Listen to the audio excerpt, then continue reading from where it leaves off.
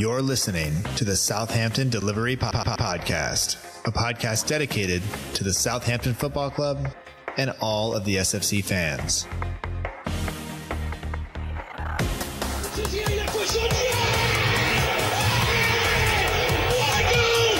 just got to go out and express yourself. Fonte with a scooping header, You just got to get the job done. I'm here to get the job done. Подача, Остин все-таки забил. it's infield to Mane, 25 yards out, lovely ball for Pella, onside, 1-0. Buffon shot, oh my word! Unbelievable. We ran around the pitch like Bambi on ice. It was very, very embarrassing to watch. And now, your host, Matt Markstone. Hello and welcome to another episode of the Southampton Delivery Podcast, a podcast dedicated to the Southampton Football Club and all of the SFC fans. My name is Matt Markstone. I'm the host of the show. No matter where you are, no matter how you may be listening, thank you for making the show part of your day. I hope you enjoy it. This is episode 91. If you've been with us before, welcome back. If this is your first time, you are in luck. This week's guest is a good one, and I don't mean that in that the other guests aren't good, but this is a truly special week. This week, Tom Deacon, the comedian, the host of online series and YouTube series and TV specials and everything else, and the match day host at St. Mary's, joins us to discuss the match, to talk about his role, to talk about being a fan, to talk about how that overlaps. And it really, really is a wonderful time. It was a pleasure to be able to talk to Tom. If you don't follow him on social media already, you can do so on Instagram at Tom Deacon Comedy or on Twitter at Tom H. Deacon. And the links to those are in the show notes. But all I can say is Tom was nice enough to make some time to make sure that we were able to talk between the match ending and him heading back home. He was waiting for his bus replacement. So I apologize to him for that, even though I really had nothing to do with it and I couldn't control it. But we talk about everything from being a fan, like I said, a little bit about his comedy, to being the match day host and everything that entails. And we talk about the match as well, because that's really what we were here about. Tom also hosts a podcast. It's called Ice the Kicker. We talk a little bit about that. That's an American football podcast, but he is the host of that. So the link to that is also in the show notes if you are interested. But with all that said, let's not delay this anymore. Let's get straight to it.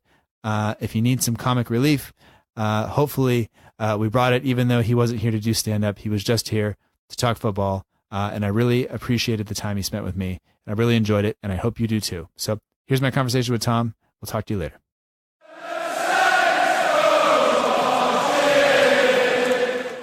We'd like to welcome to the Southampton Delivery Podcast, Tom Deacon. You may recognize him from Twitter or the Kit Launch or a number of other things that he does. He's on Instagram at Tom Deacon Comedy, and he's on Twitter at Tom H. Deacon. It's my pleasure to welcome you to the show, Tom. Thank you so much for joining me after a busy day that's not quite done for you yet.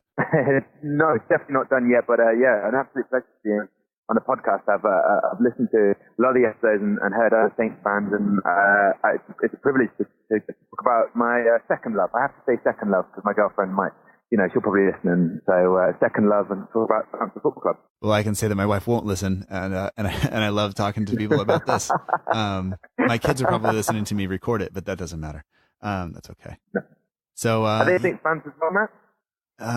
My son likes Arsenal, and my daughter every week asks what color the team is wearing, and then usually says the other team's jersey is nicer, and then we move on with our days. That's awesome. I think once you become a football fan, you wish you could just remember simplistic times, and it's just, you get too inundated with all the facts and stats and everything. But yeah, today Chelsea were bound to win because they had the worst hit, so they were bound to win. That's right. So, I mean, I think a lot of people are going to be familiar with you from a number of things that you've done.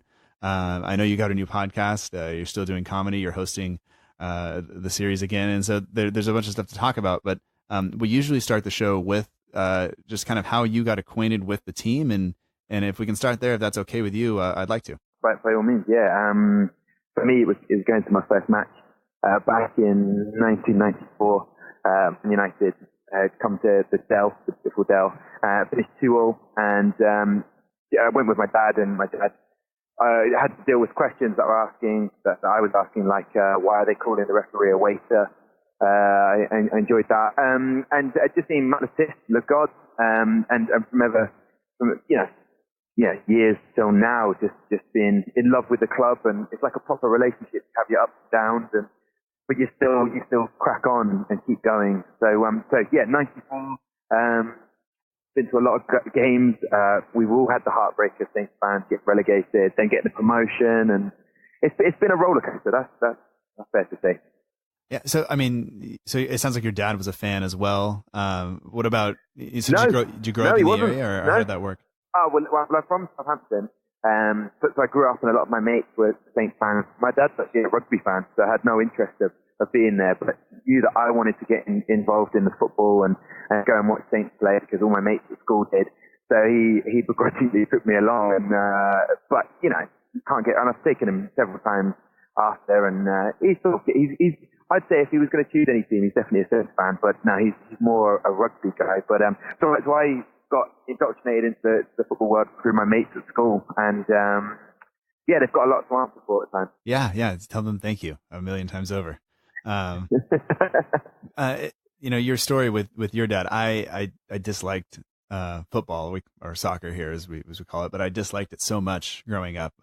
It was everything that a baseball coach, which was my dad, hated, because all it did was pull kids away from baseball. And then there's been this huge shift where I live from kids going to play football or soccer, and fewer and fewer playing baseball. But I played baseball, and so when my son got to the age where he decided, I promised myself I wouldn't push him to play something, and he wanted to play football, and so that got me into it. But I'm also very kind of obsessive, and so it just kind of let's go, and here we are. Several years later, he's now rock climbing, and I'm sitting here doing this. So it's been a whirlwind, and it's been definitely a roller coaster, as you mentioned. But yeah. Yeah, I wouldn't change it for the world. Obviously, you try and. I've recently last season took my girlfriend along to her first ever football match. Her dad has a lot to answer for. But I took her to the Brighton game last season. It finished 1-0. Steven scored sort of in the 86th minute or something, and she really enjoyed it. She's like, oh, it's really good to go. But why are the away fans a lot louder than home fans? And I didn't really have an answer for that last season. It's just introducing people to Saints and the kind of the underdog mentality that we have. And I think people do get caught up in it and get excited about it. And at the moment, we're definitely the underdogs. And when it turns, when it gets better, it's going to be amazing. Yeah, it absolutely will. But you got a lot of other things going on in your life. I think too many things, Matt. Too many things. That's one thing. How do you keep it all straight? Like, how do you fit this in? How do you fit talking to me in your schedule? You can probably hear a seagull in the background. Well, I'm currently waiting to go back to Southampton, where I've moved my girlfriend, and that's where I present my esports show. I say it's mine. I've been very kindly allowed to host it, and that's about to start again. We've got F1 going on, which is amazing.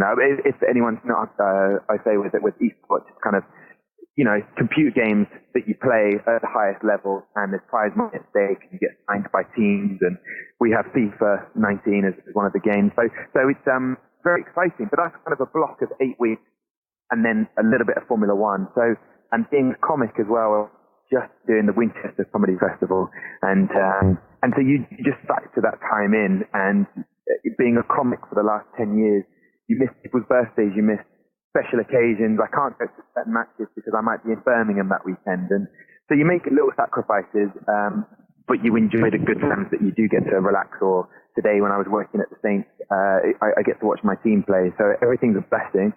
And when you asked me, would you like to come on the podcast? I was like, well, of course I would. So I think that we make time for other people as much as we can, and then we reap the rewards of it, the benefits, should I say. Yeah, absolutely. But if I can ask you, when did you decide you wanted to be a comic, or when did that become a thing that was like an attainable kind of profession? Because and did you know kind of all of the? I'm a big fan of WTF with Mark Maron. I don't know if you listened to that, but yeah. I mean, I did not understand or know anything about kind of what comics go through, and so all of my insight comes from that show. So if I'm way off on anything, feel free to tell me. But like, did you have an idea of what it was going to entail, and how have you kind of dealt with that as you've moved through your career? There's several parts to that question, which I'm quite daunted about answering. I knew that when I was down here in Southampton, I went to college here, then I went to university. I always said I want to do stand-up comedy. And I think all I wanted to do was not work in an office. That's not to knock anybody that works in an office, but if you do work in an office, you know what I mean. Like, I don't care what Sandra's having for lunch, and I don't, people get very petty about who's milk and who's drunk it in the fridge. So I kind of wanted to work as a stand-up comic. The way that they are loved on a night out, people really enjoy it. They just want to have a drink with them, hang out, because they think they're funny all the time. But I got into it and I thought, I'd love to try it. And then it was realizing that I could make a career of this. But obviously all I was ever told, I think from WTF, it can be lonely. It's a very lonely job. If you get on with the other comics that you work with at a weekend or a gig somewhere, then that's brilliant. But if not, you're kind of going to a different city, doing your gig, and then it ends, and you're a bit like, oh, did that gig even happen? So you don't get to work with a team. So 10 years I've been going, and I still haven't been found out. So I keep getting employed for gigs, and because I was doing it, it led to other things. But it's quite hard to answer that question. I knew that it wasn't going to be easy, but I've managed to, like we all do, manage to get by at times when it's been tough to get gigs, and then it becomes quite fruitful, and then I've got lots of different things going on at the moment, and like you said, trying to factor that in and get enough time to do other stuff. I feel I'm a lot happier now with where my career is at. All right. I have watched some of your comedy stuff on YouTube, and just to kind of get an idea, and you made me laugh a lot. But I wondered, I mean, do people come up to you and say, I got a joke for you, like either you should use it or I just want you to know that I'm funny too? Does that happen a lot? Yes, is the simple answer. Yes, it does happen a lot. I mean, I had long hair. If anyone goes listen to the YouTube clips, I'm on with Davies, Greg Davies, and Roisin Connaughton, who are doing amazing TV shows at the moment. And I had very, very long hair and a baseball cap. So people still come up to me, even that was like maybe 6 years ago. They sort of say, "Is that you? Oh my God, you don't have long hair anymore." And I look quite different. And then I did Radio 1 and people never saw my face. So, but when they came up to tell me jokes, I like people's stories. So I prefer not gags, but if they've got funny stories, then I always listen and enjoy that. And then I can be nice to take some of those ideas or stories and work with them. But if you are going to come up and say a joke to me, don't expect me to laugh immediately. We're kind of broken comedians. We've seen too much comedy. So please don't come up and be offended. I'd rather chat about anything other than comedy if you're going to come over and talk to me. Fair enough. And I'll refrain from telling you any of the jokes that my kids laugh at, because they just laugh at me because I'm an idiot, not because I'm funny. Exactly. It's the delivery. It's how you tell them. But no, I've done an amazing career, and I've been very fortunate to continue doing it, and then other stuff's on the horizon. But the best thing is obviously being able to do the match day presenting at the Saints, and that's come through me working for the Saints Foundation, the charity. I was living back here for 3 years, and I wanted to get involved in the community and being a bit about. I knew the Saints Foundation existed, so I hosted a couple of the dinners, and now I'm hosting the match day in the tunnel. And someone just actually sent me a video of me in the players' tunnel today.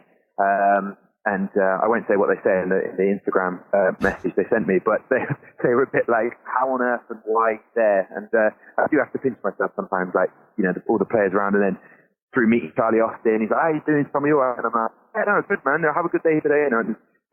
But yes, that's why I do have to pinch myself. It's very cool. There's like a 12-year-old me, like inside, just screaming and I have to force myself not to ask for a selfie or an autograph. And I'm 32. Like, I need to chill out, but I do love that. So I don't know how it's come about, but I'm loving it. I'm 33 and the same thing, so don't worry. If I ever, I couldn't imagine being in the tunnel with those guys, because I'd be an idiot. I wouldn't be able to do anything. I'd just stand there. I'd become the world's biggest mascot. But I want to keep the job, so I have to be professional. But you were doing that today, correct? You were down there doing the match day presenting for the team today, and you're coming straight from that to talk. I mean, I should mention we're recording kind of like less than an hour after the final whistle. But I mean, what's it like for you on a match day when you're doing that? Like, what does your day look like, and kind of what are your responsibilities kind of leading up to kickoff, I guess? Okay, well, for anyone who's been to the matches listening right now knows that the Kenzie Benali used to do it. She used to be the match day presenter. So we're at the touchline and we chat to the camera, and then that gets relayed to the big screens at either end of the stadium, from Mary.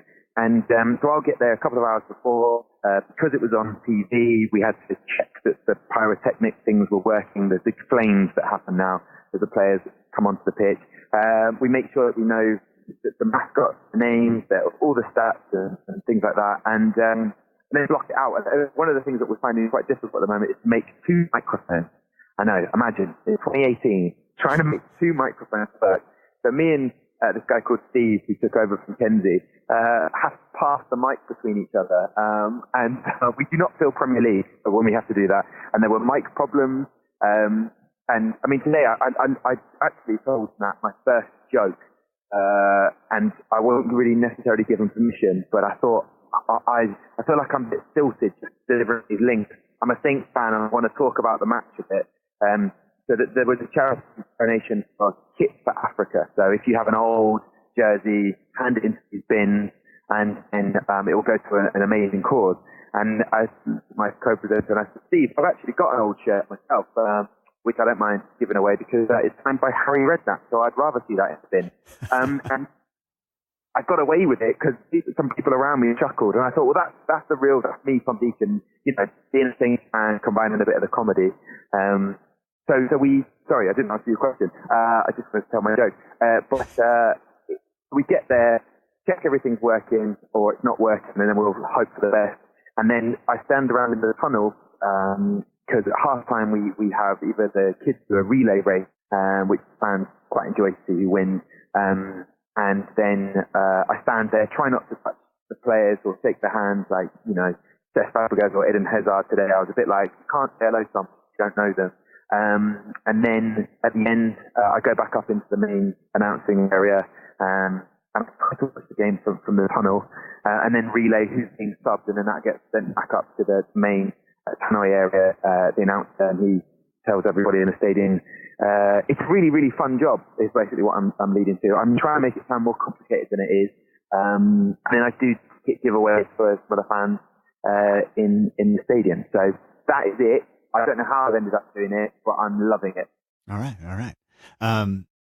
Slightly, I wouldn't say envious of you, but just to be able to be around. I just want to be, I just want to see it through your eyes. I don't want to actually do the work. I just want to see it through your eyes, just to kind of experience that.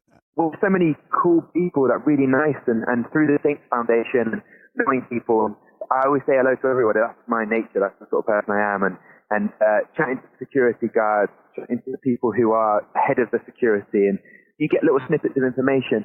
For example, I'm in the players' tunnel, and today in the match, just before half-time, Ryan Bertrand elbowed in the face by Olivier Giroud, and fans would have seen it. He lifted the ball up because the referee took it further back, miles away from where the foul was, and then plunked it down. He got a yellow card, and then just after half-time, when the players were coming out and the referee, the ref was talking to, I think it was Mark Hughes or his assistant, and just saying, I was pointing, and I made it very clear. I think this is his accent. But I made it very clear I was pulling it back for the first foul. And but the whole fans in the stadium wouldn't have known that the referee was trying to explain, like, that's why I gave him the yellow card. So, you know what I mean? Like, I got that insight, and you can't put a price on it. It's just really interesting. And I'm a massive football fan, so to be in there and see what the players are saying before they walk out, who's the most vocal, who's the quiet one. As a fan in the stadium, you don't get to see that, but I do get to kind of witness that, and that's why it's amazing. Yeah, we were all kind of wondering what was happening. Even on TV, they didn't mention that. I think the one guy on Twitter might have pointed that out, that the referee knew what he was giving the foul for, alluding to the first foul, but I'm with Ryan on that. I think I'm okay. I wouldn't say I'm okay with the yellow card because it makes life difficult for him in the second half, but yeah, that's awesome. So I mean, let's talk about the game. Let's jump into that. We'll briefly say that we did progress to the fourth round of the Carabao Cup, that late winner on penalties, but kind of the same old thing. We concede late, we get through on penalties. Pretty happy with Gunn. I don't know if you want to talk about that at all or mention it, and then we'll kind of get on to today's game, or if you just want to move straight on to Chelsea. I mean, I want to talk about the Carabao Cup because, we got another away fixture now at Leicester City, and Gunn looked really composed and confident. I felt like we definitely off the gas when we could have been going for more. I just a win's a win, and I like to see that the players are all unified as a team. When Cedric put that penalty away, that said to me they're a little bit low on confidence, and as soon as they get that back, then we might heaven forbid, like we might start winning a Premier League match, which is exactly what we need. Absolutely. I mean, today when you're there, you're waiting, you have to present kind of the team news and stuff. The team news comes out kind of exactly an hour beforehand. I guarantee you it's scheduled by the team and everything, so it's in there before. I imagine you have it a few minutes before, but you can't say anything. You can't text it to anybody, obviously. But when you looked at the team sheet, were you intrigued by the selection? Did it make sense to you, or were you happy with it, I guess? Yeah, I think. I mean, I've watched a lot of football, and I think I know things, but I'm also very aware that there's a lot that I don't know, and I think we as football fans take a very simplistic view sometimes and think, I can't believe it. Playing Gabbiadini, how's that going to work? He's low on confidence. We needed to play so and so, and I'd kind of like to look at that team sheet, and I wish I could tweet about it or text it sooner. The 4G in that stadium is horrendous. So there's no way I'd be even able to post it earlier. But I looked at that team and I thought, it looks good. I mean, no Vestergaard, but Maya Ishida's there, Wesley Ho and Ben Wright. Okay, going 3-4-4 in some sort of respect. Okay, I could work with that. It didn't look like we were going to be defensive. It looked like we were going to try and attack them. So I like the lineup, but I don't think that we know our strongest 11 yet. And then you look at someone like Wall, and they stick with the same team. So part of me was a bit like, we've changed it up again. But it's hard to know because we've got the win. I'd have said that's the perfect thing for us to do. But I personally would have liked to have seen the Great Dane in the back, Vestergaard. I just think he's quality, and with Maya Yoshida, but for some reason that they don't play them together. Yeah, I think the move to the back three, I mean, we moved away from it fairly early on. It didn't really work during preseason. We moved away from it very quickly in the Premier League season. And then I guess after the midweek match, or maybe just because of kind of the attacking power that Chelsea have, they decided to go with it today. Some conversations I've had with people that think, Wesley Hoot, I could have seen him missing out today fairly easily. Yeah. He's gone and deleted his Instagram photos and a bunch of other stuff. And he's kind of, I don't know, like people get really, really into that and maybe we draw too much into it. But I kind of think he is the only natural left-footed defender we have other than Ryan Bertrand. So I could have seen maybe Yoshida go to that side and Vestergaard in the middle, but maybe it's just the pace of the attackers that Chelsea have that we were worried with Vestergaard today. But my only real worry with the whole lineup was that Chelsea are going to play a 3-man midfield, and that's asking a lot of Lamina and Højbjerg. If Redmond or Gabbiadini or Ings or somebody doesn't drop in and give them a lot of help. And as it turned out, they just kind of pinned us back for most of the first half, which was worrying. But I wouldn't say terrible. I think against a team that's playing as well as Chelsea is, and you look at how we're playing, I guess that's kind of what you expect, even if it's not what we want to admit. Yeah, going to the match today, people were like, "Oh, you're looking forward to it." And I want to. I want to look forward to it. But the Carabao Cup, I hope that confidence was back in the team. However, I just know that we're going to be penned in. I mean, Chelsea are just a very pressing, attacking team. With Sarri, is not the typical Italian manager who sits back. I mean, David Luiz is the centre back. The number 2 for them, Rudiger, Antonio Rudiger, was at one point was crossing the ball in the byline. And you're like, how he's a centre back that everyone on that team is Alonso for Chelsea is going to get forward. So I wasn't surprised how much we were under the cosh. We were really sitting back deep. But what led to that was a bit of frustration at times. Like Redmond wants to break away, get enough, and wasn't able to. So it was working. We didn't let a goal in the first 20 minutes. But then after that, just one mistake, and Chelsea were on that. I mean, that goes to show how good Hazard is. You know, 1 minute he's on the left and he's on the right, and yeah, it's just a very, very good team. I'm not surprised that they beat Southampton today, but yeah, there's just moments where you're a bit like, oh, there must be something like we must be able to do. And then we did get into the game, and then we got that goal against us, and then we sat back again. So yeah, people around me were sort of saying that they don't look like they're pressuring. They're not putting any energy into sort of pressing Chelsea, but it's hard when they're that good. Do you know what I mean? Yeah, well, I mean, if you overextend yourself just a little bit, which I think led to the first goal, the Chelsea are that quick and that clinical. And I would say that up until the first goal, even though Chelsea had the majority possession, they had the the majority possession had been in their final third, but we had been kind of compact and resolute, and a lot of sliding challenges. A lot that make me nervous because they're in the box, and even if you're just going to block, it could turn into a penalty, and we'll come to that non-penalty decision on Giroud in a little bit. But I think all of that was good from Saints, and the commentators here were saying that Hughes was just continuously yelling like, "Get out, get out, get out!" Like this wasn't, we weren't designed to sit this deep today, but it worked for a period of time. And one of the criticisms of the fans at St. Mary's, the home fans especially, has been that they haven't been behind the team necessarily. And I felt today that they were looking for a reason. They were looking for a chance to really get behind the players. And when Redmond broke and then Bertrand overlapped and Ings missed the chance, they were so loud, at least on the TV coverage. And I don't know what it felt like for you kind of as the match was progressing prior to Chelsea's first goal. Well, I mean, it was you mentioned it, the penalty situation. Sarri was in Mark Hughes' technical area. He'd rushed across, and Mark Hughes, he was not best pleased about that. But actually, when as you say, Redmond broke away down the left, and then Bertrand, and then it was a fantastic opportunity, one that against Chelsea you need to take that. But then the fans were kind of like, oh right, yeah, we're in this. It got to the point where the Marys at one point when we were in their half, kind of ironically cheering, and that doesn't do any good to our players at the moment, does it?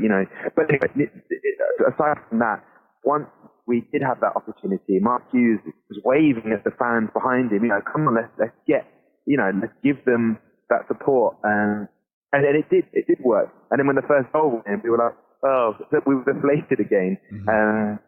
But yeah, the Chelsea fans were very noisy. They were keen to tell everybody, come to see the Chelsea. Well, obviously, but Saints are playing you, so obviously we're going to be watching.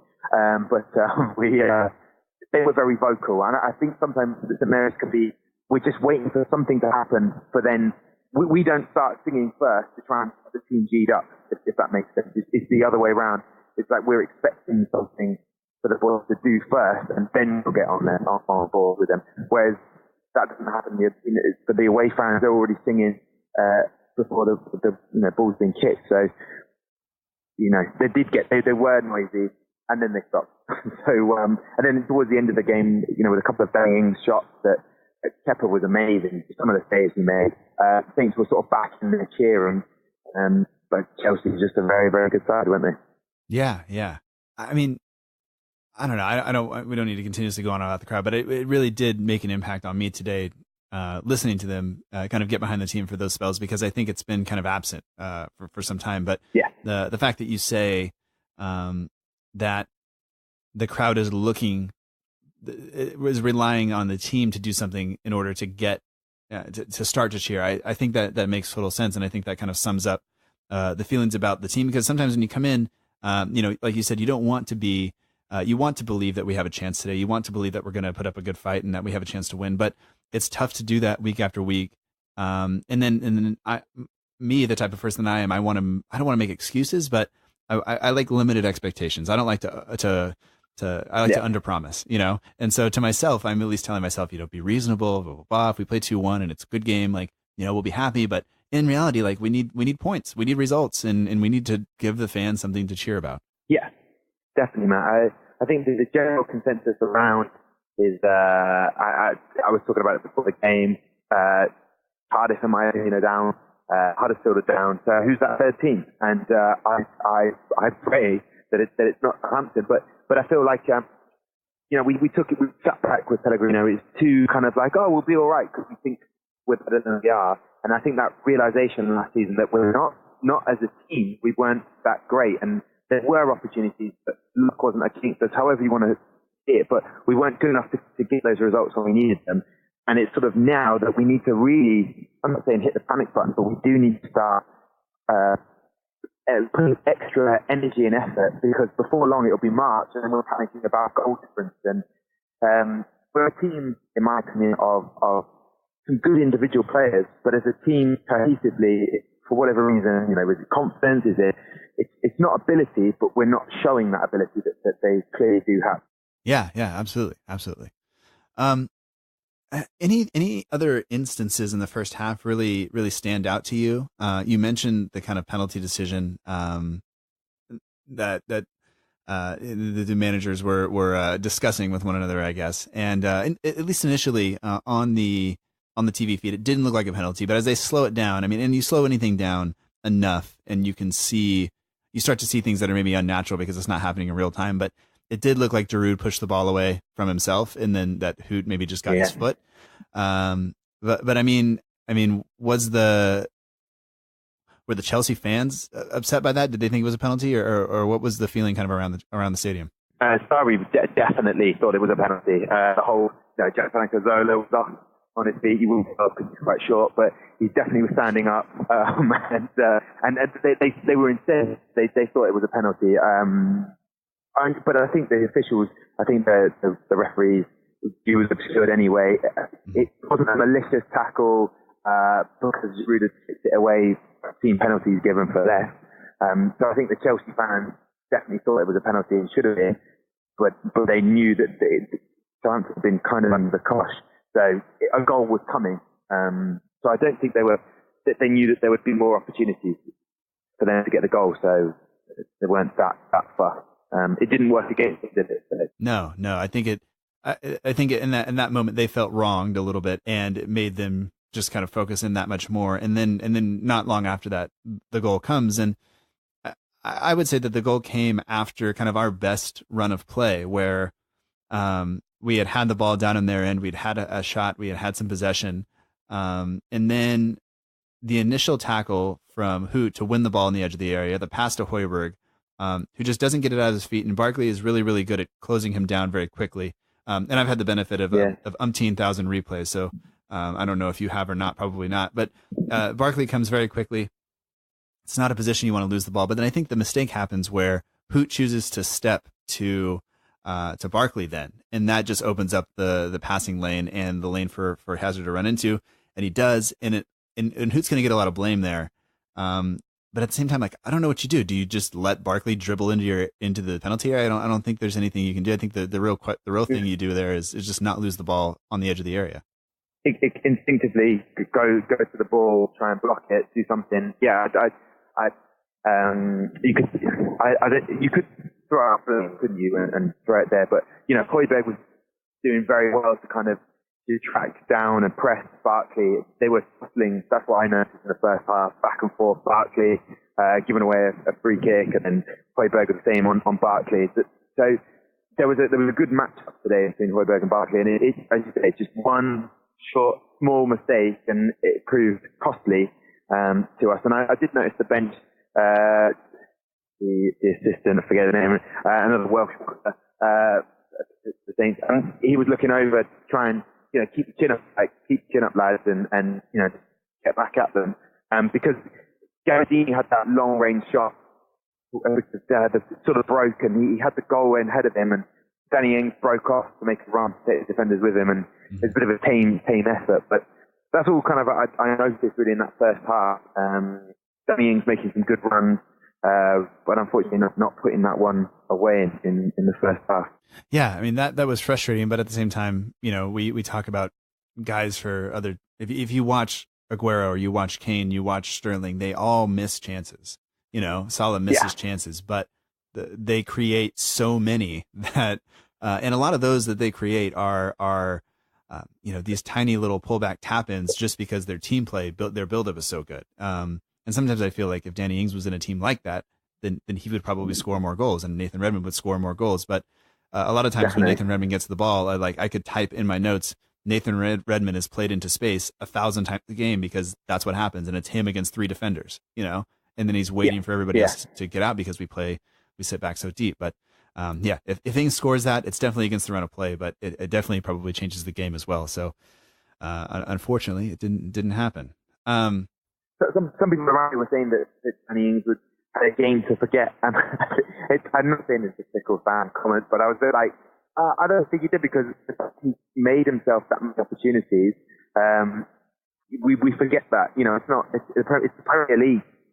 Look at the defenders he's up against and how well a good defensive team Chelsea have been. They're organised, they're compact, they know what they're doing. And for Danny Ings to have that many chances, to be fair, their keeper made some beautiful saves in the second half. And that's why he's the most expensive keeper in the world.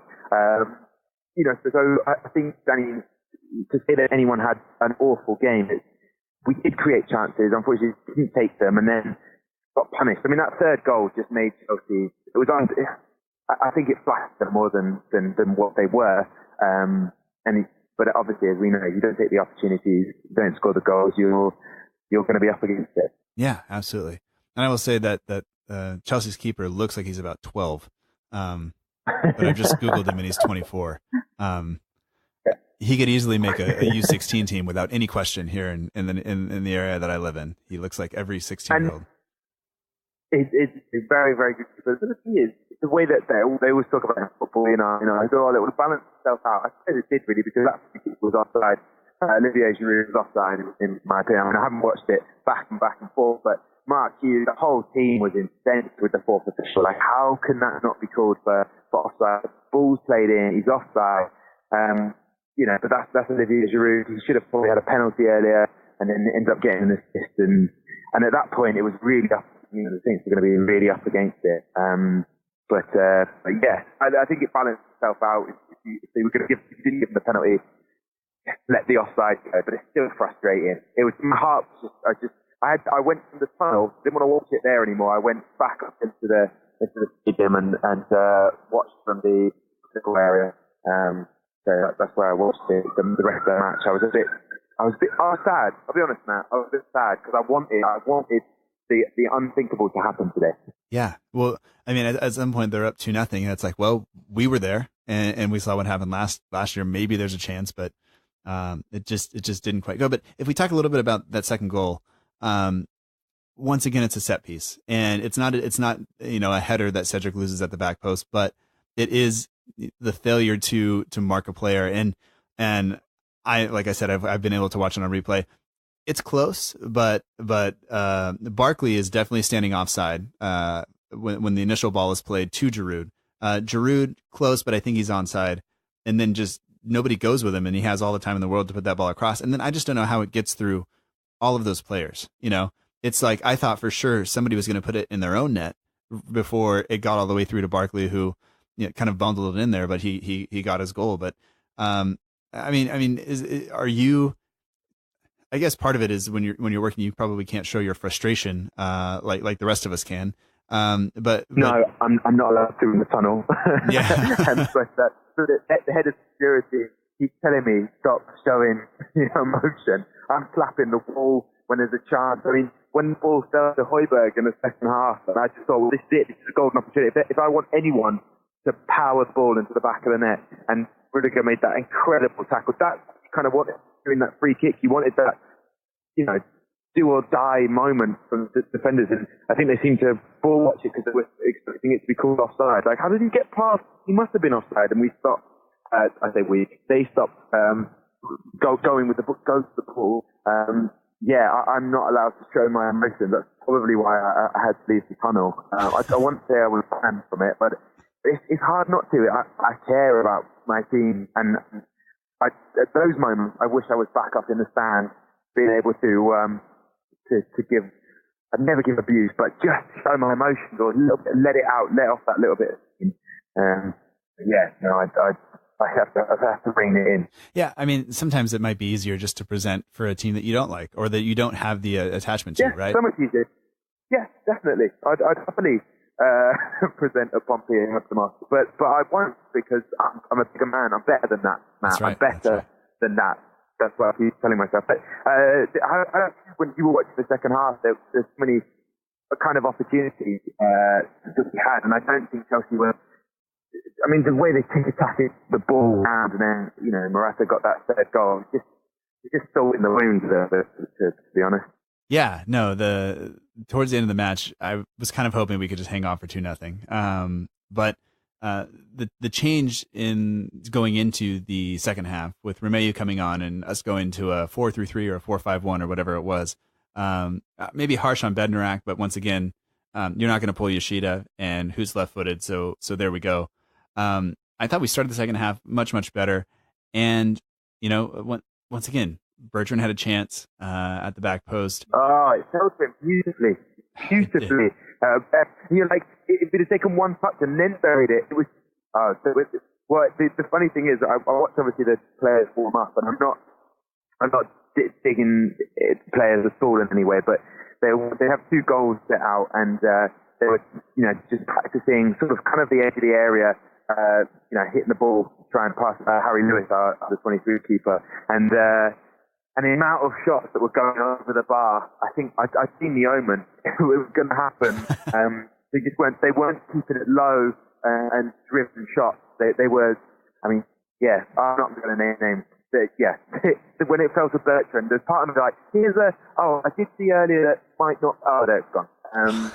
But isn't that it's not funny because I really wanted the ball to go in the back of the net. But how many times Saint's going to get in there with a kind of opportunity? Like, it wasn't a one-on-one, but it fell beautifully for him. And the Højbjerg one, it fell beautifully for him. You're like, it's got to be, and then Chelsea managed to get that block in.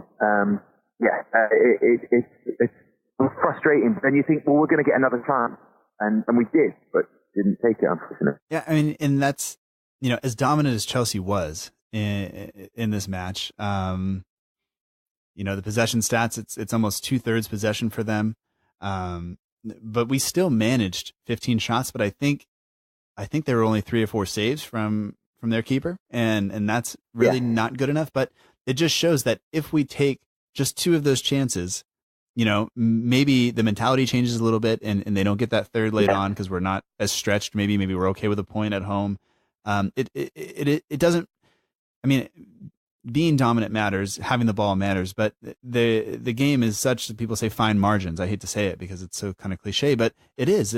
All it takes is one of those chances to fall, and then maybe that's a little bit of luck that goes our way, and then we can kind of take that and move on. But it's so frustrating to watch and see, and because there's no fix. There's no way of saying what we need is a bit of luck, and that'll fire the boys up. That'll get their confidence up. Because to be fair, we were 2-0 up against Brighton, and I thought we're flying here. That should give them the confidence. But the way it seems to be, and at Crystal Palace, we've got that lead, and the whole stadium goes. I think it's everybody's arse clenches, and we go, oh no, I know they're going to score. And it's like the vibe, the energy we put into the world as a Saints fan is, we're going to let it go in here. We are going to let it go. And we just haven't got that confidence that when we do get a bit of luck, that this is what we deserve, and we're going to go on from here. We all think, no, they're going to have luck and go on to win it. Yeah, and that sucks. I hate that, but I'm there too. It's just kind of the reality of things right now, It's going to change. Yeah, it will change, man. It has to, because I keep saying it, so it must be true. Yeah, it will change. I know it will. I hope you're right. Me too. I mean, moving forward, is this a good time for the international break? Is this now we can rebuild, and the guys that are going to go on, maybe Gabbiadini actually gets some more minutes, some more competitive minutes with the Italian national team, perhaps? Or is this a bad time because we're kind of all low on confidence and we just need to play another game and see if we can get a win? I think it's one of that. I think I mentioned it earlier about it's a team of individuals. So if they go and play for their national team, they'll be back amongst people that they were playing well for as a national team or not so. And then they'll come back and they'll say, oh yeah, I remember this team. This is a team where someone's got a bit of juju against us and we're struggling a little bit. But you know what? I'd rather have happier players that are kind of in a good space coming back, because they'll be in their own ability, confident that they can turn things around. So I think, international break, they'll go away, have a bit more time, work with different managers, different ideas, tacticians, and then maybe bring that all together again. We've got quite a lot of players that will be on international duty, so will they be more tired? There's always that argument, but I think it can only be a good thing if they come back a bit more refreshed and ready to go again. Yeah, it is worrying. I think it's kind of a 6 in one, half dozen in the other. It's just going to be the way it is, and until we start getting some wins under our belt, it really nothing else matters until we get some points up there. And because we're just slowly, actually pretty quickly slipping towards the bottom of the table. I can't even say slowly anymore. So I don't know. Like, do you have any final thoughts on the match? I mean, when you leave there today, can you put this behind you and move on with your day, or does this kind of stick with you for the rest of the evening and maybe into tomorrow as well?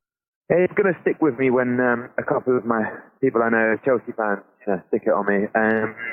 But I'm pretty.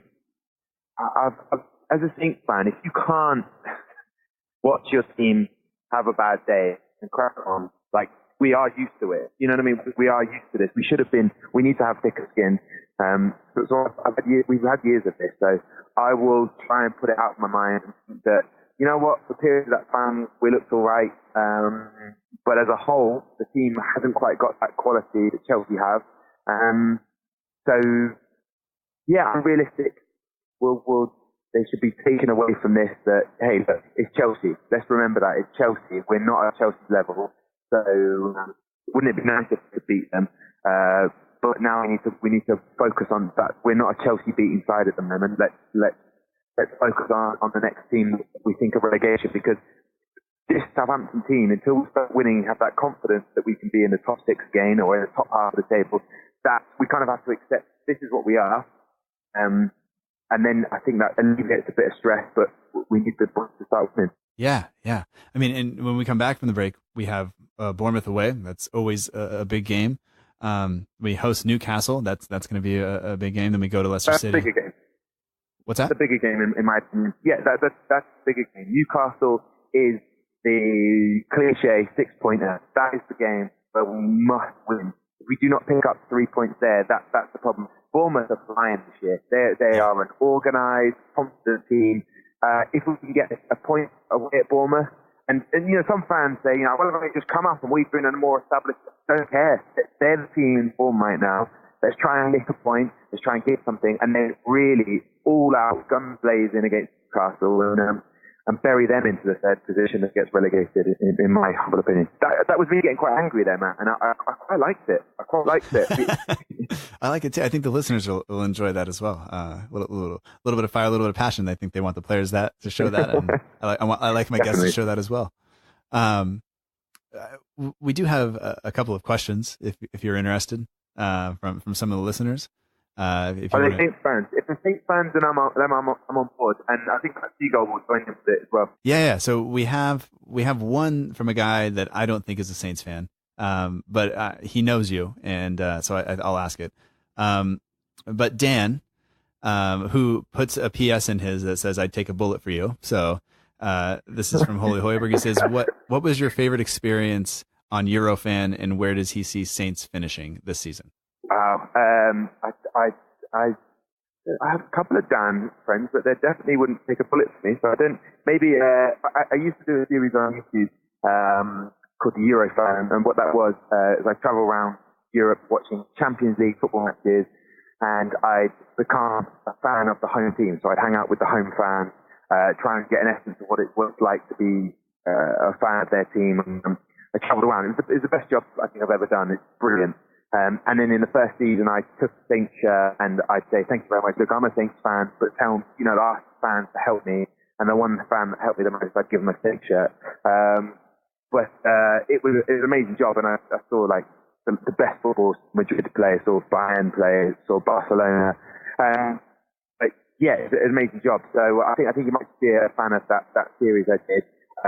But it's good to know. If someone says I'm going to shoot you next Thursday, at least I know I can call upon Dan to step forward for me. The question was, what was the best experience? Was that the question, right? Yeah, the best experience on Eurofan. So many great experiences. I think I'm going to go to this one. The way I managed to blag my way into a Juventus press conference before they played Celtic, and I managed to drag my way into the training ground. Antonio Conte was up there at the front desk, and Andrea Brazali, the defender they have, the international, and I got there and I managed to blag my way in, and they said, someone came along and spoke to me in Italian, and I pretended I was Scottish with the accent and everything. And then she said, you are with for Scotland. I was like, that's me, yeah, that's me. And I don't know why I sounded like a 50-year-old bloke in my body. I'm not a tall, big guy. And she said, you're here with them. Well, look, no one else has come from your party. You know why? And I was like, don't heavy, mate. Because that's probably going to be accurate. And then she took me through to this area. So Sky Sports is there. There were all the press conference, the cameras at the back. And she said, do you need a translator? And I went, that would be good. So they put a translator onto the stage where next to Antonio Conte.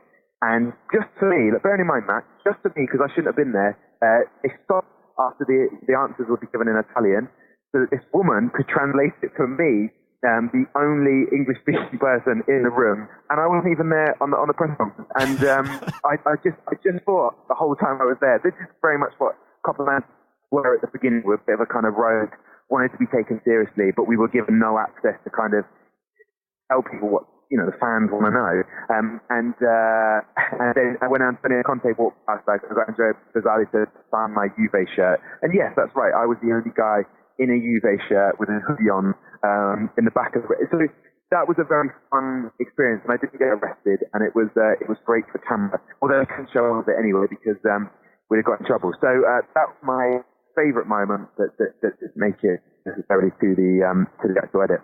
That is insane. I don't know how you held it together. There's no way. I would have lost it. I was very close to losing it, but those are the sort of cool things. And then you've got actual access to Bayer Leverkusen when it was Danny Hoopier was there, and I asked the press conference question because we got accreditation.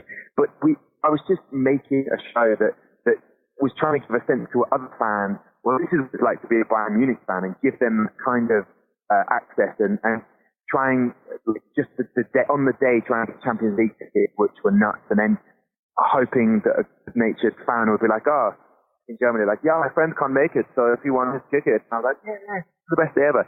So there were so many moments. So it's a nice question to have, because I have just happy thoughts of going to see some of the best football in the world. Yeah. We got another question from Instagram, from the Southampton page, who I have to say thank you. They are one of the partners of the show, and they helped kind of initiate this interview. So thank you to Jay who runs the page. But he asked, does Tom think that Hughes is the right man to kind of fix the slow start? So obviously he kept us up last year, was instrumental in that, signs the long contract, and we've started slow. Do you think that this is that he's the right man, or no? And I respect the fact that maybe since you work for the club, you can't say this, but if you can, give us an answer. Okay, well, for that one, I would say that no one's told me what I can and can't say, but I used to work for the BBC, so I know how to be politically kind of correct with that. I was on holiday. This is a roundabout way of answering this, and I read a book about the different manager styles, and Mark Hughes, in his history of being a manager, was obviously had this kind of meltdown at QPR, Stoke periods where it kind of worked at times, didn't at others. And then he was at Man City and pretty much bought the player he wanted that ended up going on to win the league. So I think he's got experience, and he played for Saints at one point back in the day, and I think he's, as long as the players are kind of respect Mark Hughes, which is hard to know, how does anybody know that, then he will be the right man, because he will be able to motivate them to get through this difficult period. So I think there's no sign for me to say that he's not the man for the job. And actually, I did an interview with Jolien Lescott, who's a big FIFA player for the esports, and I asked him, I said, I'm curious to know, what was Mark Hughes like as a manager? And he said, the players really enjoyed him being the manager. We played for him because he signed us to Man City. So don't know if he's saying that he wasn't a fan of Mancini, but to me, it's Jolien Lescott saying, he's a good manager. We really enjoyed playing for Mark. Then I think he will turn it around, and only time will tell on that. But I've got no reason to say, because I think it's too easy to say, we should get a better manager in. But I hope I'm right. I hope that comes across. I hope he's the right guy. And so far, I think he can turn it around, because we're going to give him the time.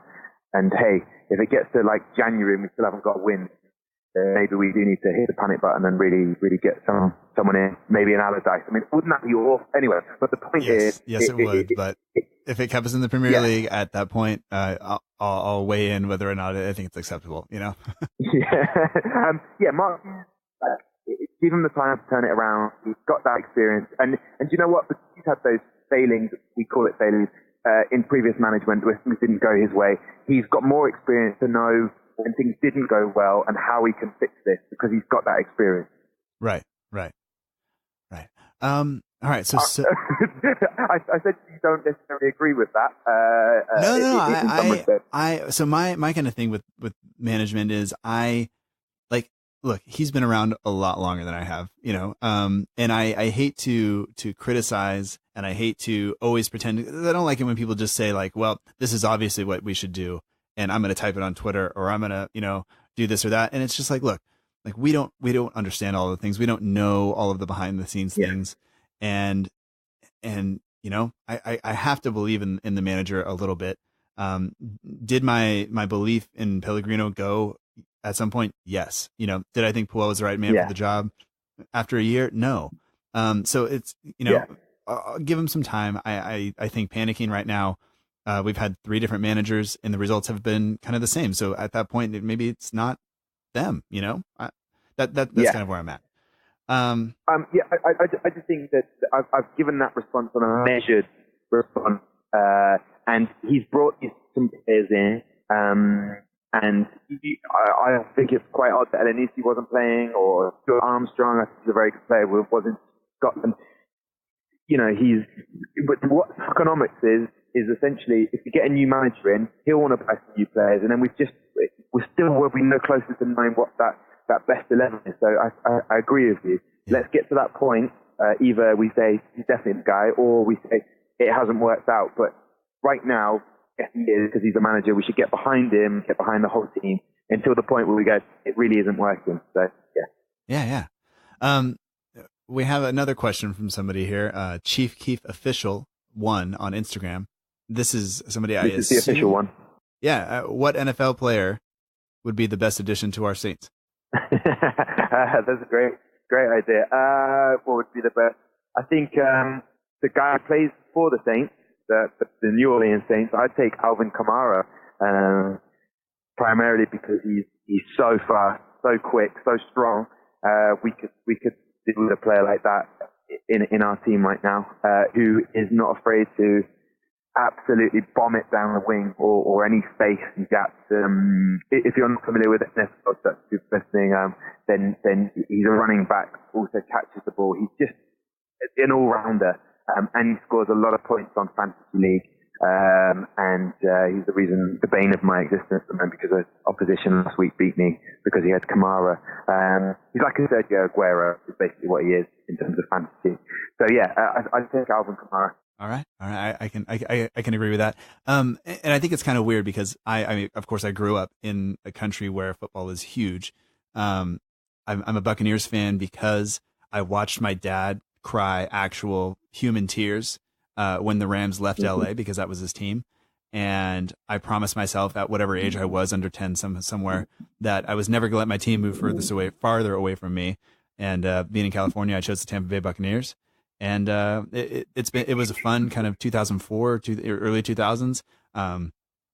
Mostly forgettable since then, but I still have Madden 04, and I will play that until the day I die. So I think it's kind of weird that you are very into the NFL. I mean, you host a podcast on it. You host Ice the Kicker, and so it's just kind of funny that I'm here doing this and you're there doing that, and here we are together talking about it all. So it's kind of nice. It was meant to be. Yeah, it's a lot of fun. I've loved NFL for a while now, and I support the San Francisco 49ers. Should have gone with the Saints. It would have been so much easier. You support the Saints? Yeah, both. That would have been easier to say, but maybe too cheesy and well rehearsed. So I quite like the fact it's a bit different. Yeah, it's a great sport, and the more you get into it, the more you love it, and that's why I decided to make a podcast called Ice the Kicker, which is a term that is used when a kicker is about to kick a field goal, normally towards the game, and what you do is the opposition coach, as they're running up, you call a timeout so that even if the field goal goes in or through, they have to step up again and take it, and the pressure gets on them. It's one of those annoying things that happens if it's your team that missed the field goal. That's what you ice the kicker. Mm-hmm. The kicker has been iced. So yeah, it's fun just to talk about another sport that I absolutely love. And currently, right now, 15 minutes into week 5 of the NFL. So when I take the train, I will be constantly looking at Game Pass or ESPN, and it can be really nice to have two sports so one team is at least doing better than the other. But actually, the Niners are stuck in as well. So it's there you go. That isn't life, yeah. Well, I mean, at least next year they will be the only team in the city, right? Because Oakland's going to go to Las Vegas, and that's going to be, I can't imagine that being anything but a nightmare for anybody who likes to go to Las Vegas and have to deal with. It's just going to be such a destination. It's going to be crazy. I mean, it's going to be worse, probably more fights than last night, where the Conor McGregor fans and the Russian guy, I'm not going to pretend to be able to pronounce his name, the fans are going at it. Everybody's going at it. So what a mess. But bring the Raiders into that, because that's always fantastic. So well, knowing that Under Armour, obviously the kit sponsor for Southampton, there's a big link up with Under Armour in the US, and I know that through talking to people they have been, there's lots of link ups and going to have start some schools in America of not schools, but in terms of training, getting them more involved in soccer and in China and stuff like that. So it's amazing how the both sports, they're big brands. They want to involve themselves. I mean, what's his name from the Jacksonville Jaguars, who's the owner of Fulham, Saeed, and then you've got the Arsenal man, Kronk, or whatever his name is. He's the Rams owner. It's not too unfathomable that they start to blend in. That they are, even though not as many people obviously love NFL over here, but you can see why it's picking up and more people are getting involved in NFL. Yeah, and I'm sure as soon as we stop making you watch the Dolphins when they come over to play at Wembley, I'm sure people will show up. Yeah, but Tampa Bay, what happens is you watch a video. I love the All or Nothing. I'm not a Man City fan, but I've been watching the All or Nothing because I think it's incredible to get to see Pep Guardiola and the way he motivates those players. Would I love to see Pep Guardiola at Southampton? Yes, of course I would, because I think he's a very, very, very good motivator. But with all those All or Nothings, you get a real access and a sense of what that team's identity is about and how they work. And they had a hard knock for Tampa Bay, and I thought it was going to be their year. I really did. I was like, Jameis Winston, he's an amazing quarterback. Yeah. He's got Mike Evans, the wide receiver. Oh my! And so I snapped up all of the players in fantasy. I was like, Tampa Bay, it's this year. So a good documentary can really fool you. I can tell you, I did the same thing. And now I just have a rule where I will only take one player from the team. And and it's usually just a kicker because that's just easier. And yeah, but the same thing applies, Matt, with Premier League fantasy leagues over here. Like, if you ask your Saints fan, who would you pick up? You wouldn't pick a Saints player because you never know what that lineup's going to be. You never know that person is always going to play. I mean, at the moment you said maybe Hoiberg in the middle, but even then, I mean, next week it could be Ward Prowse that takes.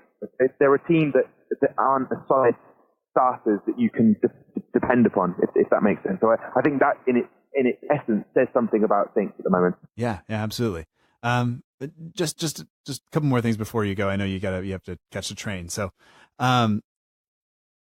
if we could take a player from Saints and put him on the 49ers, does anybody make the cut, or which maybe player could actually make that transition, or you think might be the best to do that?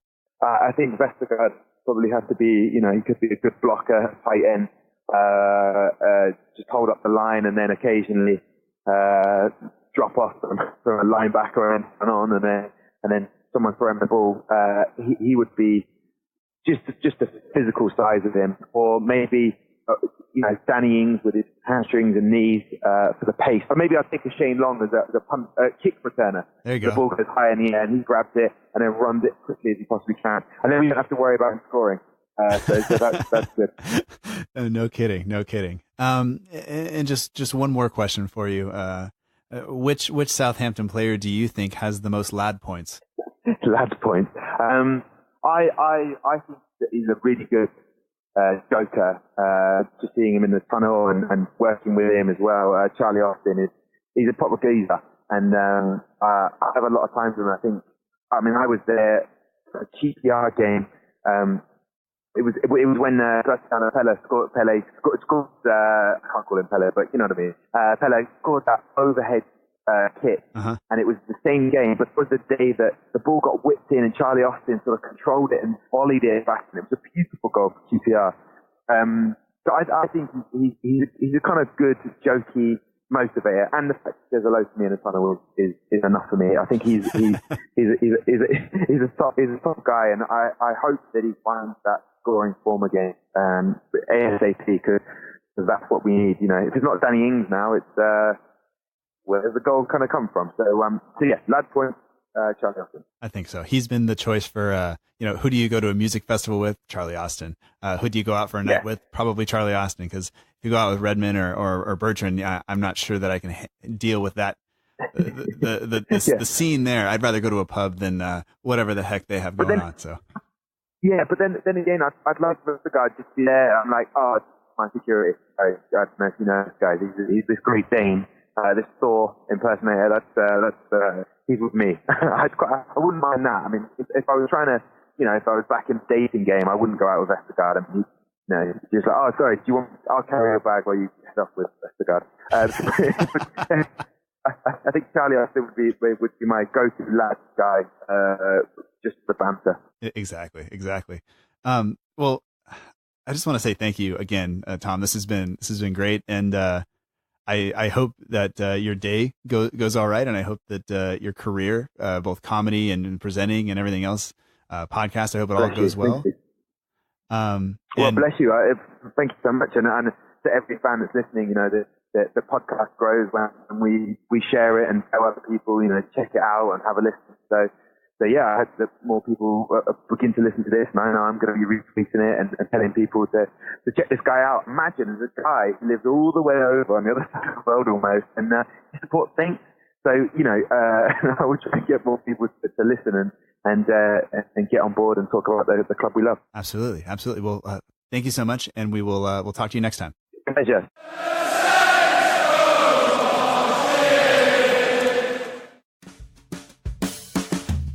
That does it for this episode of the Southampton Delivery Podcast. Thank you so much for joining us. I hope that you enjoyed it. Special thanks goes out to this week's guest, Tom Deacon. If you don't already follow him on social media, it's at Tom Deacon Comedy on Instagram and at Tom H. Deacon on Twitter. There are also links to his website, so you can check out his shows and his specials. You can find out dates for those things, and you can also listen to his American football podcast, Ice the Kicker, if you're into that sort of thing. If not, then don't. It's that easy.